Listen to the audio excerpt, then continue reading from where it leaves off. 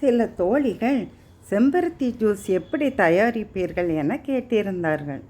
அவர்கள் மட்டுமின்றி அனைவரும் அறிந்து கொள்ளவே இந்த பதிவு.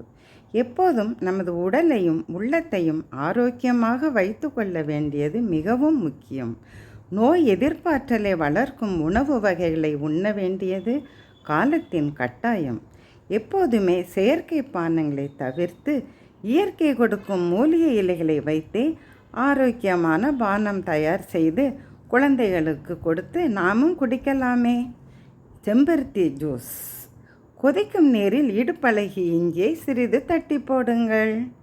அதனுடன் மூலிகைகளின் அரசி துளசியையும் அவளது தோழி புதினா வீட்டில் இருந்தால் அவளையும் சேர்த்து போடுங்கள்.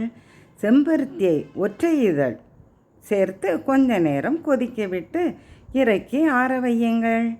ஆறியவுடன் வடிகட்டி தேவையான அளவு தண்ணீர் சேர்த்து எலுமிச்சை பழம் பிழிந்து பனம் கற்கண்டோ தேனோ நன்னாரி சர்பத்தோ கலந்து குடிக்கலாம்.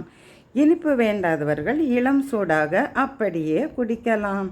கண்ணை கவரும் இதன் வண்ணம் குழந்தைகளுக்கு மிகவும் பிடிக்கும் என்பது திண்ணம். இதற்கெல்லாம் நேரமில்லை என்பவர்கள் கொதிக்கும் நீரில் செம்பருத்தியை போட்டு வடிகட்டி குடிக்கலாம். அதற்கும் பொறுமை இல்லையா? பூக்களை நன்றாக கழுவி வாயில் போட்டு மென்று தின்ன வேண்டியதுதான். எங்கள் வீட்டில் தினமும் இந்த ஜூஸ் உண்டு. நல்லதை சொல்வோம், நல்லதை செய்வோம். தமிழ் மகள் லலிதா.